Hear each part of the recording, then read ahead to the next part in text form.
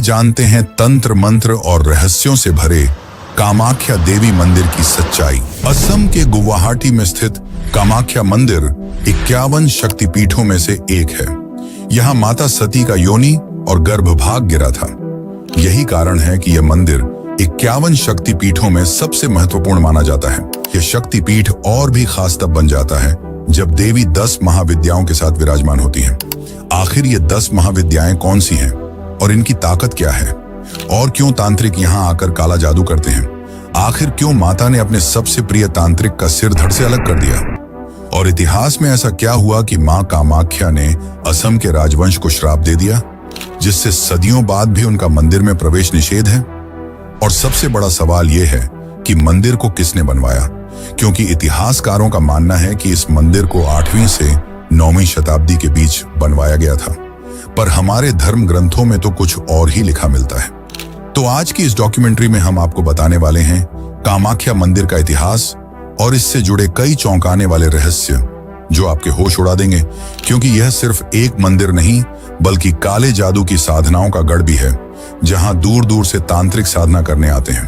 तो चलिए जानते हैं इन रहस्यों को। और अगर वीडियो अच्छी लग रही है तो इसे लाइक जरूर करें। एक ऐसा मंदिर जहां देवी को साल में 3 बार मासिक धर्म यानी कि पीरियड्स आते हैं। यहाँ माता की मूर्ति की जगह माता की योनि रूप में पूजा की जाती है और माना जाता है कि यहाँ साल में 3 दिन यानी कि अंबुबाची मेले के दौरान माता को मासिक धर्म आता है और इस दौरान ब्रह्मपुत्र नदी का पानी खून की तरह लाल हो जाता है। वैज्ञानिकों का मानना है कि मिट्टी में मौजूद लौह तत्व यानी कि आयरन ऑक्साइड की वजह से यह पानी लाल हो जाता है। पर सबसे बड़ा सवाल यह है कि आखिर यह अंबुबाची मेले के दौरान ही क्यों होता है? ये चलिए जानते हैं इन रहस्यों को। इस मंदिर का जिक्र कालिका पुराण और तांत्रिकों की प्राचीन ग्रंथ योगिनी तंत्र में भी मिलता है। कालिका पुराण के अनुसार माता सती ने अपने पिता के विरोध के बावजूद भगवान शिव से विवाह किया था। इस विवाह से उनके पिता दक्ष अत्यंत क्रोधित हो गए और उन्होंने अपनी पुत्री के इस विवाह को अस्वीकार कर दिया। कुछ समय बाद दक्ष ने एक भव्य यज्ञ का आयोजन किया, जिसमें सभी देवी देवताओं, यक्षों, ऋषियों और शक्तिशाली राजाओं को आमंत्रित किया गया, लेकिन उन्होंने शिव को निमंत्रण नहीं भेजा। जब माता सती को इस बात का पता चला तो वे अत्यंत क्रोधित हो गईं और शिव के मना करने के बावजूद अपने पिता के यज्ञ स्थल पर जा पहुंची। वहां जाकर उन्होंने अपने पिता से कहा, आपने सभी देवी देवताओं को बुलाया, पर शिव जो स्वयं सृष्टि के पालनहार हैं, उन्हें निमंत्रण नहीं दिया। इस पर दक्ष ने अपने अहंकार में शिव का अपमान करते हुए कहा, वह भिक्षुक जो श्मशान में रहता है, उसकी क्या योग्यता है कि मैं उसे अपने यज्ञ में बुलाऊं?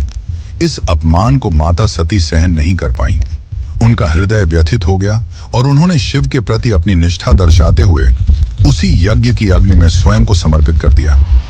जब शिव को इस घटना का पता चला तो वे क्रोध से भर गए और उन्होंने दक्ष का वध करने के लिए वीरभद्र को उत्पन्न किया।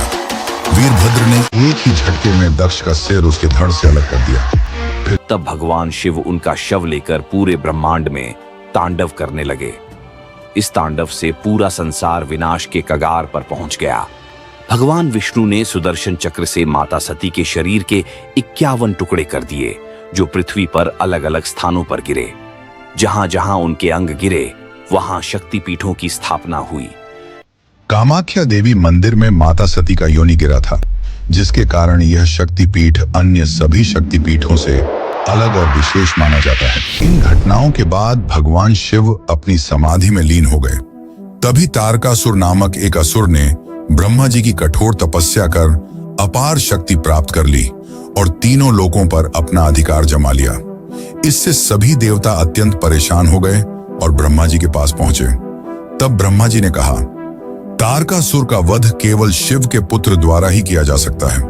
लेकिन महादेव तो उमानंद पर्वत पर गहरी ध्यान अवस्था में लीन थे। उनके ध्यान को भंग करने का कार्य कामदेव को सौंपा गया। इसके बाद कामदेव ने शिव जी पर पुष्प बाण चलाया, जिससे उनकी समाधि टूट गई। परंतु शिव जी इस कृत्य से अत्यंत क्रोधित हो गए और अपनी तीसरी आंख खोलकर कामदेव को तुरंत भस्म कर दिया। तब कामदेव की पत्नी रति और अन्य देवी देवताओं ने शिव जी से प्रार्थना की कि वे कामदेव को पुनः जीवन दान दें। उनकी प्रार्थना से शिव जी का क्रोध शांत हुआ और उन्होंने कामदेव को जीवन दान तो दे दिया, लेकिन उनका सुंदर रूप वापस नहीं आया।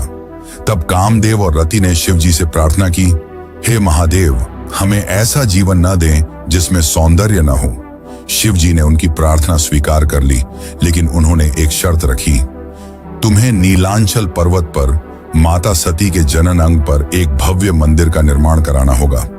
इसके पश्चात नीलांचल पर्वत पर कामाख्या मंदिर के निर्माण की प्रक्रिया आरंभ हुई। इस कार्य में भगवान विश्वकर्मा ने भी सहायता की और उन्होंने मंदिर की भव्य संरचना तैयार की। इसके बाद कामदेव ने इस मंदिर में भैरव और 64 योगिनियों की मूर्तियों की स्थापना की। इसे दोस्तों एक और कथा है जो काफी प्रसिद्ध है। एक समय की बात है जब कामाख्या मंदिर पर असुर राजा नरकासुर का राज था। वह मां कामाख्या का बहुत बड़ा भक्त था, पर समय के साथ उसकी शक्तियां बढ़ने लगी और वह काफी ताकतवर हो गया, जिसके पश्चात उसने मां कामाख्या के समक्ष विवाह का प्रस्ताव रख दिया। माता ने मना नहीं किया, बल्कि एक शर्त रखी। माता ने कहा, अगर तुम मुझसे विवाह करना चाहते हो तो एक ही रात में नीलांचल पर्वत की चोटी तक एक सीढ़ी का निर्माण करना होगा। याद रहे, जैसे ही मुर्गा सुबह बांग देगा, तुम्हारा काम पूरा हो जाना चाहिए। नरकासुर ने यह चुनौती स्वीकार कर ली और अपनी विशाल सेना के साथ सीढ़ी बनाना शुरू कर दिया। वह काम पूरा करने के बहुत करीब था, लेकिन मां को आभास हो गया कि वह अपना लक्ष्य पूरा करने वाला है। इसीलिए उन्होंने अपनी शक्ति से मुर्गे को जल्दी बांग देने के लिए प्रेरित किया। मुर्गे की आवाज सुनकर नरकासुर को लगा कि वह असफल हो गया और वह अधूरी सीढ़ी छोड़कर अपने महल वापस लौट आया। परंतु जब बाद में नरकासुर को इस बात का पता चला कि माता ने उसके साथ छल किया है, तो उसने माता की भक्ति का मार्ग बंद करने की ठान ली और इस सीढ़ी को अधूरा ही छोड़ दिया। आज भी कामाख्या जाने वाले भक्त उस अधूरी सीढ़ी को देख सकते हैं, जिसे मैकलूज पाठ कहा जाता है, और जहां पर मुर्गे ने बांग दी थी, उसी जगह पर नरकासुर ने मुर्गे को मार डाला था, जिसे आज के समय में कुकुरा कांटा के नाम से जाना जाता है। इन सब के बाद एक समय महर्षि वशिष्ठ मां कामाख्या के दर्शन के लिए पहुंचे, परंतु नरकासुर ने उन्हें रोक दिया।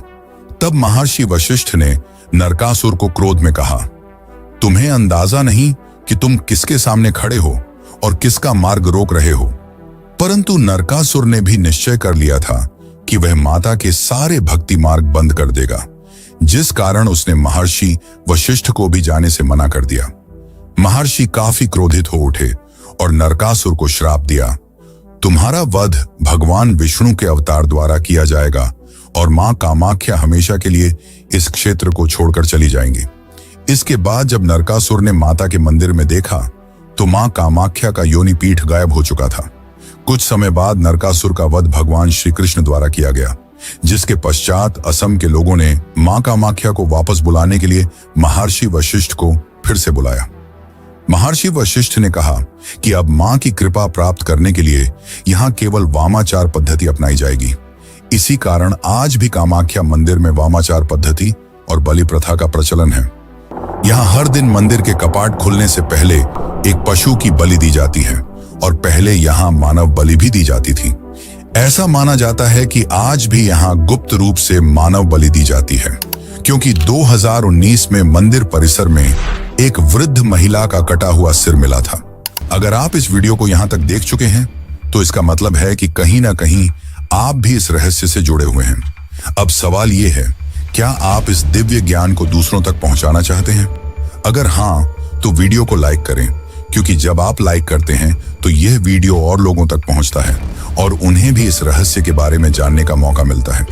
अगर आपको लगता है कि यह जानकारी आपके दोस्तों, परिवार वालों या किसी भी आस्तिक को चौंका सकती है, तो इस वीडियो को शेयर करें।